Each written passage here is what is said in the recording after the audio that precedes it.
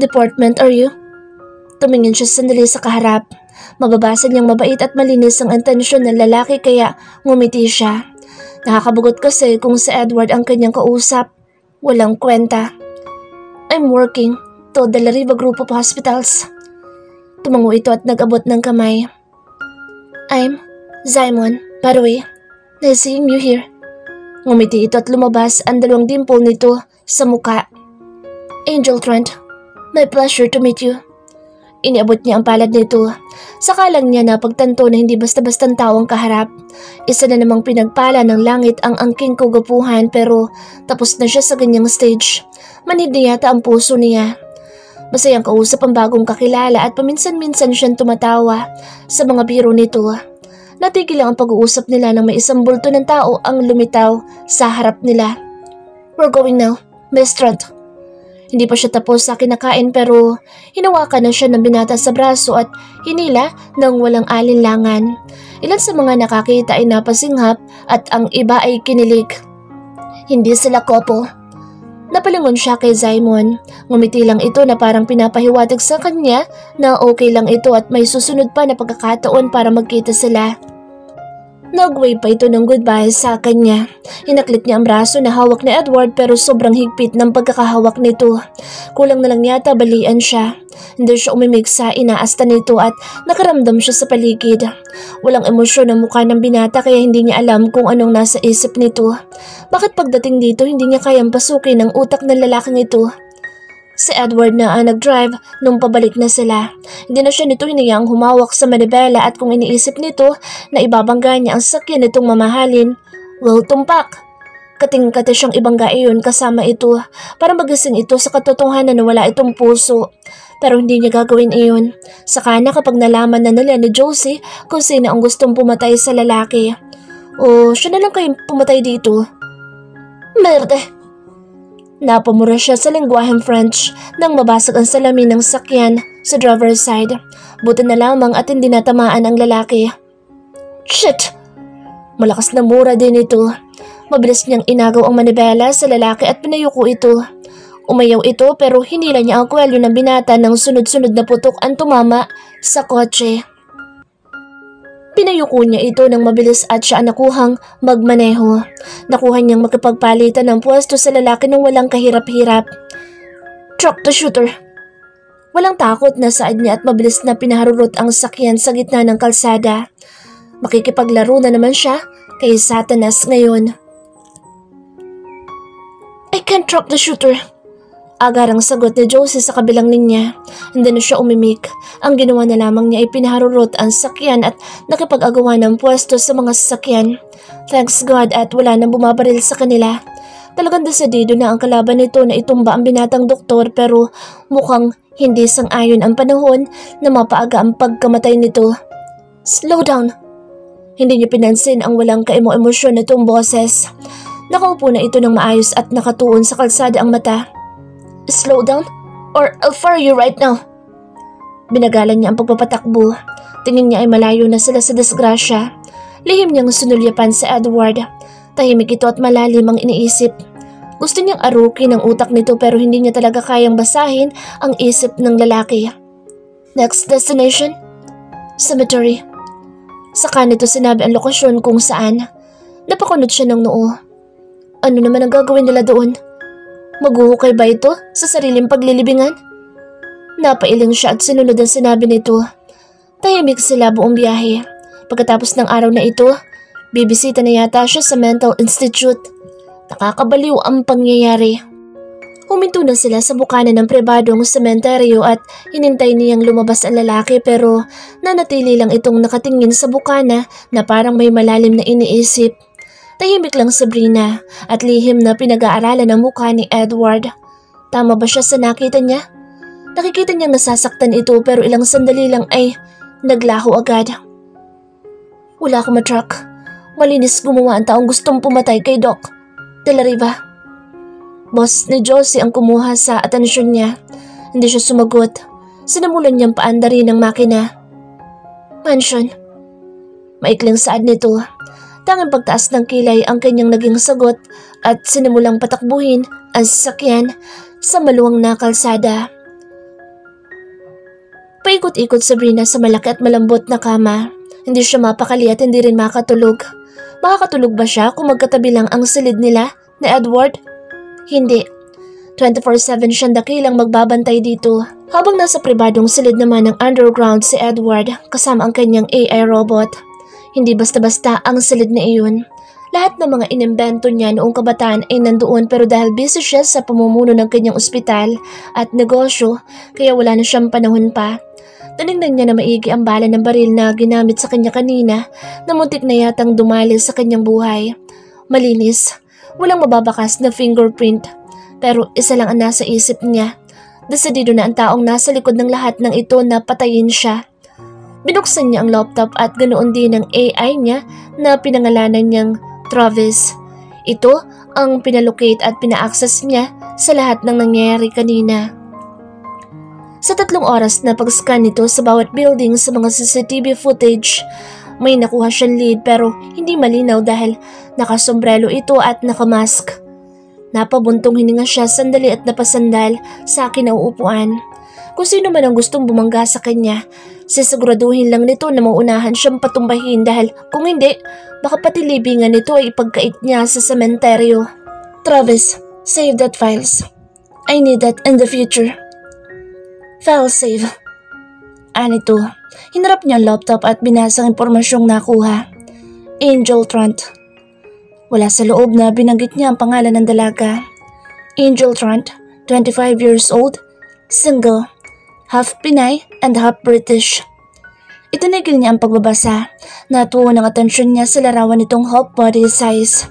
Nakangiti ito sa larawan pero nababalot ng lungkot at sakit ang kislap ng mata nito. Inilabas niya ang larawan ni Brina na matagal nang nakatago sa kanyang drawer at itinabi sa larawan ni Angel. Kung may nag-iba man, yun ay ang buhok at ang aura ng mukha. Brina looked innocent, angelic, and fragile.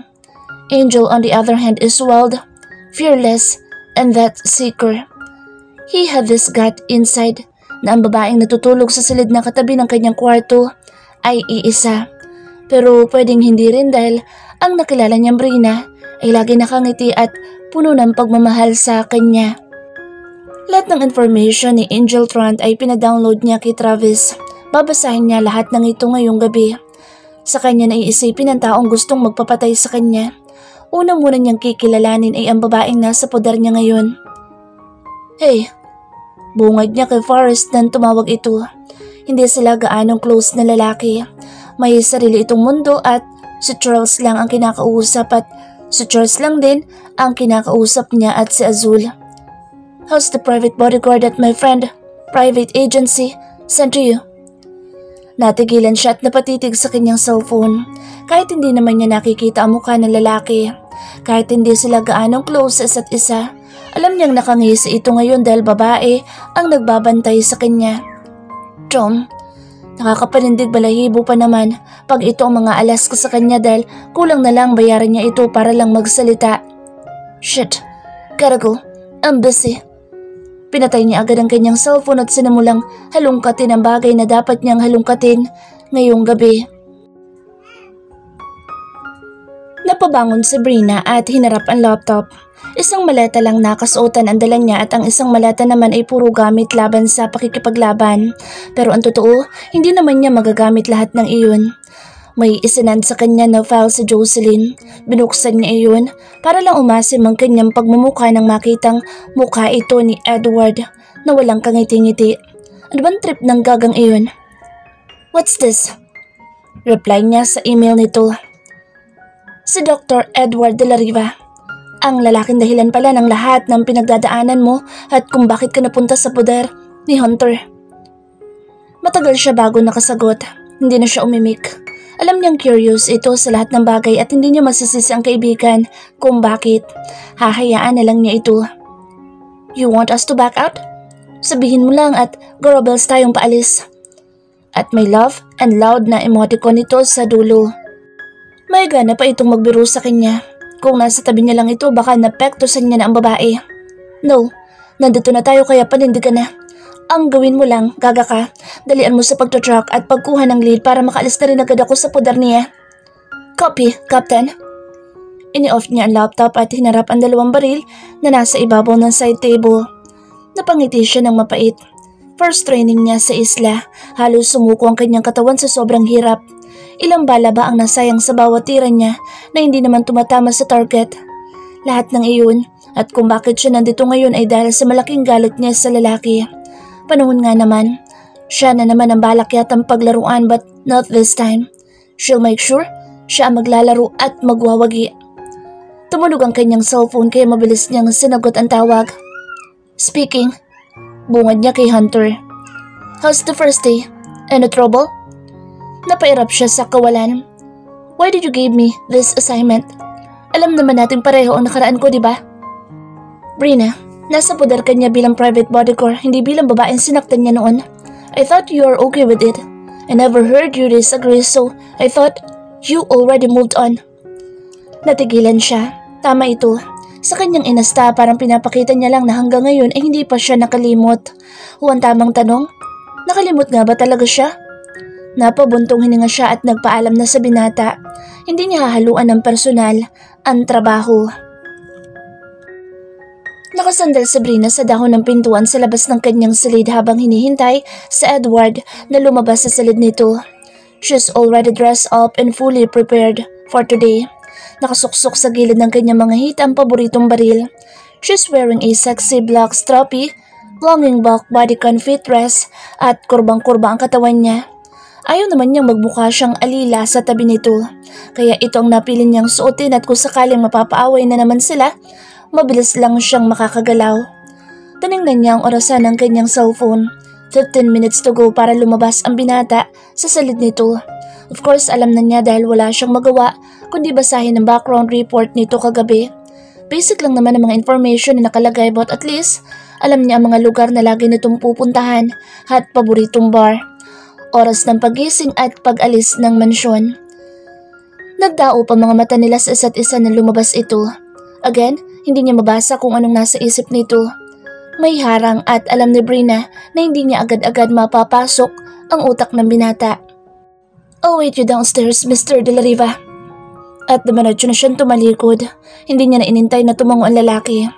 Maayos silang nakarating sa isang ospital nito sa Quezon City. Lahat na nadaraanan nitong staff at nurse ay halatang takot sa aura ng binata. Ang ginawa na lang niya ay siya na ang umiti at tumango sa bawat pagbati at galang ng mga ito. Don't do that. Anito. Do what? Alam niya ibig sabihin ng binata. You know what I mean, Miss Trant. Don't start with me, Mr. De La Riva. Tao rin sila tulad ko. Maliban na lang kung isa kang hayop. Sandali itong tumigil sa paglalakad at tumingin sa kanya na walang kaemo-emosyon ng mga mata.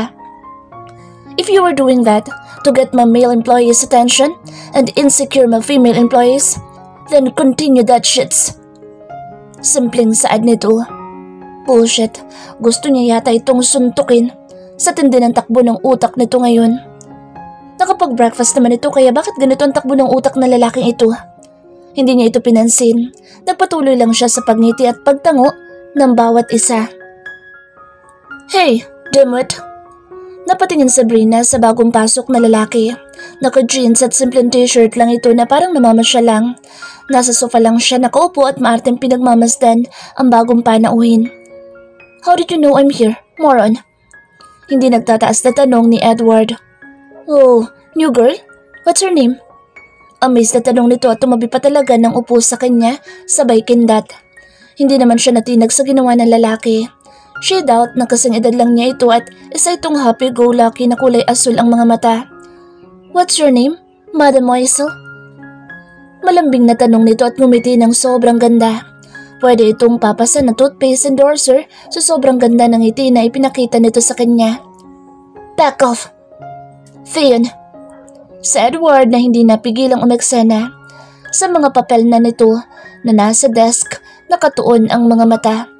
Don't be so selfish, bro. Share this beautiful mademoiselle to me.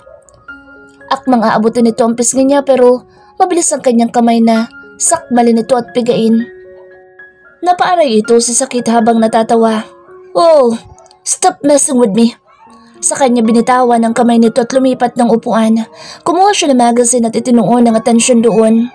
Natawa naman ito at nagkibit ng balikat na lumayo sa kanya. Lumapit ito kay Edward at padaskol na umupo sa gilid ng malaking table nito. I personally invite you for my birthday party tomorrow evening. Don't you dare skip my party. Pinsan, hihintayin kita. At tumalikod na ito na walang tugon na nakuha mula sa binata. Bye, sweetheart. Nag-flying kiss ito na magtaas siya ng tingin habang walang emosyon lang siyang nakatingin dito. Eksaktong pagsarado ng pintuan na ibinagsak niya ang magazine sa center table. Huwag kang aalis bukas. Nasa panganib ang buhay mo at hindi safe sa'yo na lumabas-labas muna at makipag-party. Hindi suwestyon na lumabas iyon sa bibig ni Brina, kundi utos. Don't come. Nagtaas ito ng tingin at idiniretso siyang tinitigan. I don't need you as well. Kaswal na saad nito. Lihim na tumaas ang dugo niya pero pinilit niyang hindi ipahalata iyon sa binata. Same here. No offense, pero nung araw na tinanggap mo ko bilang tagabantay, binigyan mo na ako ng access. Then, tatanggalin kita. Sandali siyang natigilan. Buwisit na lalaking ito. Wala akong pakialam kung tatanggalin mo ako. Hindi ka aalis bukas, tapos ang usapan. Saka siya kumuha ulit ng panibagong magazine at nagbasa. Sanbakol ang mukha ni Brina. Kinabukasan ng gabi. Lihim na tumaas ang dugo niya pero ipinilit niyang hindi ipahalata iyon sa binata. Same here. No offense pero nung araw na tinanggap mo ko bilang tagabantay, binigyan mo ko ng access. Then, tatanggalin kita. Sandali siyang natigilan. Buwisit na lalaking to. Wala akong pakialam kung tanggalin mo man ako o hindi.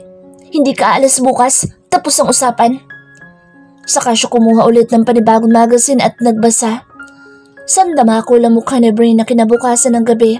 Nakasuot siya ng sexy backless evening red dress with flowing neckline at may isang slit na mas lalo nagpalitaw ng kagandahan niya. Ang buhok niya ay nakamessy bun at halos gusto niya nang ibaon sa ulo ng lalaki ang baril na nasa pagitan ng hita niya. We can do nothing about it, Angel. Siya pa rin na masusunod. Ang gagawin na lang natin ay ang protektahan natin siya sa cruise kung sakaling may magtangka sa kanya. Sa ganitong paraan, mas mapapabilis ang pagdakip natin in case kung meron man. Don't worry, nandito na ako sa cruise ship. Nauna na ako, ang tagal niyo kasi. Saka ito tumawa ng nakakaloka. Napaikot siya ng mata. Kapag party din ang usapan, game na game itong kaibigan niya. Gusto na talaga niyang sabitan ito ng medalya. Nasa living room siya ng mansyon na katayo nang bumaba si Edward mula sa hagdanan na taga ditong natigilan ng mapatingin ito sa kanya. Napatanga ito at halatang nagulat sa nakita pero sandali lang iyon. Bumalik sa walang kaemo-emosyon ang mukha nito at dire-diretso nang bumaba. Stay here. I don't need someone to... Hindi nito natapos ang iba pang sasabihin nang itutok niya ang baril dito. Then, mind me, if I use my precious gun. Hindi nagbibirong saad niya. Either bring me with you, or you'll stay here with me. Much better if you choose the last one, Mr. De La Riva. Ngumiti siya ng nakakaloko. Hindi ito sumagot at nagtuloy lang ito sa garage na sinundan naman niya agad. Tahimik lang siyang nakasakay sa passenger seat habang ito naman na nagmamaneho patungo sa kung saan lupalop ng mundo ang buwisit na seaport. Isang napakaganda at eleganteng cruise ship ang bumulaga sa mata ni Brina ng gabing iyon. Kung siya ang tatanungin, bilyones ang halaga ng naturang cruise. Kung sa bagay, hindi na siya magtataka. Ang pamilyang iniikutan na lalaking binabantayan niya ngayon ay hindi basta-basta kayaman at ganun din ang mga kaibigan na nakapalibot dito. Their handsome face and riches. Kaya masyado mataas ang tingin sa sarili dahil sa sobrang kapal ng pera na tingin nila ay kaya nang bilhin ang bawat babae. Hindi niya hinayaan si Edward na hawakan siya sa bewang o kahit sa kanyang siko nang paakyat na sila sa itaas. Hindi siya nagkakamali. Maraming mamahaling tao ang nandoon and most of them ay nasa mid-30s. Napakaganda ng buong paligid. Sumisigaw ito ng sobrang yaman. Lihim siya nag-ikot ng tingin sa paligid. Hindi siya nandito para magsaya kundi bantayan ang buwisit na buhay nito na ipinapain sa kaaway. Kung sakaling nandito man ito ngayon. Mula sa malayo nakita niya si Josie. Naka-black evening dress ito kasama isang lalaking hindi niya alam kung saan ito napulot at ginawang entrance pass. Sa sobrang kapal na makeup na inilagay nito, hindi ito agad makikilala ni Edward. Kumindat ito sa kanya at ganun din siya. Yun ang sanyasa nilang dalawa na magkaibigan. "Hey baby." Agad may lumapit na binata at nakipaghalikan dito. Balo walang tinignan lang ito ni Brina. Kahit mag-sex pa ito sa harap niya, wala siyang pakialam. She just shrugged her shoulder. Her first priority tonight is his protection and nothing else. "Your beauty took my sanity, Miss Trent." Napalingon siya sa nagsalita. Si Zeus ito, ang lalaki na kilala niya kahapon. May hawak itong 2 kupita ng wine at ibinigay sa kanya ang isa. Nakangiting tinanggap niya iyon. "Well, why not?" "Glad to see you here, Zeus." Anya sa kanya sinimsim ang red wine. Not bad." Nagustuhan niya ang lasa. Titig na titig naman ito sa kanya na parang ngayon lang nakakita ng Diyosa. Mula sa sulok ng kanyang mata, naglambiti na ang babae sa braso ni Edward. Hinayaan niya iyon, total palagay naman ang loob niya kay Zeus at mas gugustuhin niyang kausap ito kaysa kay Edward. "If I were Doc de la Riva, I'll lock you on my side." Hindi niya alam kung gaano kagandang diamante ang dala niya para hayaan lang. "Your beauty deserves to be crowned with attention and love." Nagkibit siya ng balikat. "I'm drowning with your flattering words." Tumawa siya. "Deserves to be crowned?" She was trampled down before and treated like a shit by that man Zeus referring to. Nakatitig sa Edward sa'yo na parang kakainin kanya ng buhay. Kanina pa. Boses ni Josie ang narinig niya saka ito mahinang tumawa. "And one more thing." Sumama siya kasama yung babae papunta sa itaas. Naging alerto naman ang kanyang utak. Malambing siya nagpaalam sa binata na pumunta ng restroom. Saglit. Ngumiti lang ito at tumango. Nagmadali siyang sumunod gaya ng sinabi ni Josie kung saang direksyon si Edward patungo nang makasalubong niya sa daan si Azul at Theon. Nag-iwas siya ng daan nang akbayan siya bigla na Theon at Kindatan. "Brina?" Si Azul na tinitigan siya ng matagal. "It's Angel Trent." Mabilis niyang pinagpag ang kamay ni Theon at mabilis na naglakad papalayo. "Ang sama talaga ng babaeng yan. Birthday ko pero inis na bang kagupuhan ko?" Narinig niyang pahabol nito. Gustong manuntok ni Brina ng sandaling iyon. Halos bawat silid na madaanan niya ay pinakikinggan niya ang loob kung may naglalanturan ba o kaya na may nagjujugjugan na sa kama. Kapag makikita niya talaga ang lalaking iyon, makakatikim ito sa kanya na isang malutong na sipa. Masyado siya nitong ni-stress. Alam nito na delikado ito at dapat kasama siya nito kahit saan ito magpunta. Sa kanyang paglalakad at paghahanap dito, napunta siya sa top deck. Sobrang ganda. May malaking swimming pool, playing area, gymnasium, at natigilan siya at nayakap ang sarili nang sumalubong sa kanya ang malamig at malakas na hanging dagat. Malayo na ang cruise ship sa kabihasnan at sandaling nawala sa isip niya ang paghahanap sa lalaki. Siya lang mag-isa nandoon at nakaramdam siya ng pansamantalang katahimikan. Lumapit siya sa railings at tumawak doon. Mula rito, tumingala siya at napangiti nang makita ang maraming bituin sa kalangitan. Sandali niya ipinikit ang mata at hinayaang tangayin ng hangin ang sarili. "Why, you're here?" Napalingon siya. Nakita niya si Edward na nakatitig sa kanya na para siyang anghel na mawawala kahit anong segundo. Nakapamulsa ang 2 kamay nito at aaminin ni Brina. Napakagwapo nito ngayong gabi sa suot nitong toques. Sandali niyang nakalimutan na hinahanap niya ito. Masyado siyang nadala sa pakiramdam niya habang dinadama ang malamig na simoy ng hangin. Nakalimutan niyang siya si Angel at hindi si Brina ng mga oras na iyon. Walang salitang lumabas sa kanyang bibig. Basta lang siya nakatitig dito. "Are you done with Zeus?" Pagpatuloy nito, hindi siya sumagot. Ibinalik niya ang mata sa kalawakan. Dahan-dahan niyang naramdaman ulit ang sakit na matagal niya nang ibinaon at kinalimutan pero bago pa man siya traidorin ng kanyang sarili, dumistansya na siya sa railings at humakbang pabalik sa ibaba kung saan ginaganap ang party. "Brina." Isang kamay ang pumigil sa kanya. Malakas na sampalan tumama sa mukha nito at binawi ang kamay. "You always called me that name, Mr. De La Riva. Kung sino man ang babaeng iyan, Hindi ako siya. Shit! Malutong na mura naman ang naging sagot nito. Napapiksi siya nang mula sa kung saan ay may bumaril sa kanila at tinamaan ang balikat ng lalaki. Mabilis niyang nahugot ang baril sa kanyang hita at hinila ang binata. Pero siya ang hinila nito papalayo sa safe na lugar. Naging alisto ang kanyang tingin sa paligid. May bumaril kay Edward. Look at this shooter. Now!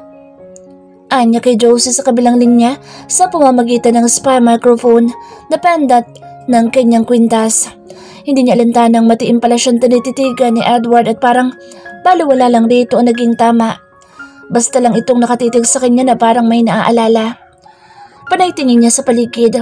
Kung siya lang siguro mag-isa, kaya niyang makipagpatayan pero may pinoprotektahan siya at yun ay ang binata na nakasandig lang ngayon at matiim siyang tinititigan habang patuloy na nagdurugo ang balikat nito. It's okay now, Angel. Calm down. No, it's not. Bumuntong hininga ito. If the intention of the killer is to kill me, I should be dead right now. Hindi siya umimik. May punto ito. Marahil warning shot lang iyon at wala pa sa plano ng kung sino man taong nasa likod nito na patayin agad ang binatang doktor. Marahil tinatakot pa ito. But no, hindi niya tatanggapin ang explanation na iyon. Walang warning shot sa kanya lalo na't nasa protection niya ito. Napatingin siya sa balikat nitong dumudugo. Walang sabi-sabing tinanggal niya ang necktie nito at mabilis na itinali sa balikat nitong may sugat. Kailangan niyang pigilan ang pag-ampat ng dugo. Nakaupo si Brina sa couch, parap kay Edward. Nang umagang iyon, natapos ang party at umalis silang walang paalam sa birthday celebrant pagkadaong ulit ng cruise sa daungan. Siya nagmaneho ng sakyan pauwi ng mansyon at ngayon nga ay nasa isang ospital na naman siya na pag-aari nito. Parang wala lang nangyari at tuloy ito sa pagtatrabaho ng araw na iyon. Walang nakuhang impormasyon sa Josie. Nakakainis lang isipin na masyadong madulas itong kalaban nila. Hanggang ngayon ay wala pa silang makuhang lead o clue kung sino ba talaga ang nasa likod ng lahat ng ito. No, don't go here, assholes. I'm busy. Malakas na saad nito sabay bagsak sa cellphone sa glass table. Pero biglang bumukas ang pintuan at sabay-sabay na pumasok doon ang mga kaibigan nito. Si Azul, Charles at Sid. Nagulat pa si Charles na makita siya pero walang salitang lumabas sa bibig nito. Shit, I told you I'm busy. Reklamo ng binata. And we don't care. Tumawa si Azul sabay upo sa single couch. I thought you were dead already. Siso naman ang bumaril sa'yo. Si Charles na hindi mo alam kung nagbibiro ba o seryoso. We're only here to see you if you're alive, dude. Nakangising sambit ni Sid. Sabay bagsak ng upo sa tabi niya pero may malaking distansya pa rin. Isa itong amboy. Well, mostly, lahat ng mga ito ay mga parang foreigner ang kagwapuhan. Pero itong si Sid, ang nag-iisang Canadian. I'm immortal, great God. Tumawa naman si Edward. Biglang nakaramdam ng awkward si Brina ng mga sandaling iyon pero nagpretend siyang hindi nag-exist ang mga ito. Ang awkward makita sa Edward na tumawa kahit ito yung una na nakita niyang humalakak ito. Inayos niya ang sarili at hinayaan ang mga ito. Total wala siyang pake sa mundo at sanay siya sa ganoong setup. Dito siya magaling ang magbalat kayo. You never told us that you found her. Mahigit 2 taon mo rin hinanap si Miss Salvacion.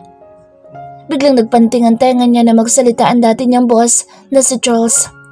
Wait, what? Siya? Hinanap ni Edward? Napantastikohang napaismid siya at nagpanggap na walang narinig. Ipinagpatuloy niyang binabasang magazine habang maarte siyang nakaupo. May mga tanong na nagsimulang magsilabasan sa utak niya. Bakit siya hinanap ng kumag na doktor? Sa pagkakaalam niya, wala siyang atraso dito at kailanman wala siyang utang. And she's the reason kung bakit takot na itong lokong kaibigan natin sa mabilis na pagpapatakbo ng sakyan. Bumunghalit ng tawa sa Sid. But we're happy now. You found her. Napaurong siya. Bakit hindi niya gusto ang tumatakbo sa usapan? May dapat ba siyang malaman? O mas dapat, huwag na lang niyang pagtuunan ng pansin ng mga pinagsasasabi ng mga ito. Habang sa sulok ng kanyang mata, pansin niyang nakatitig lang sa kanya si Edward at hindi niya alam kung anong nasa utak ng binata. She's Angel Trent, my personal assistant. Hindi siya Sabrina. And let's not talk about that, woman. Pumalatak naman ang mga ito at sabay na napao.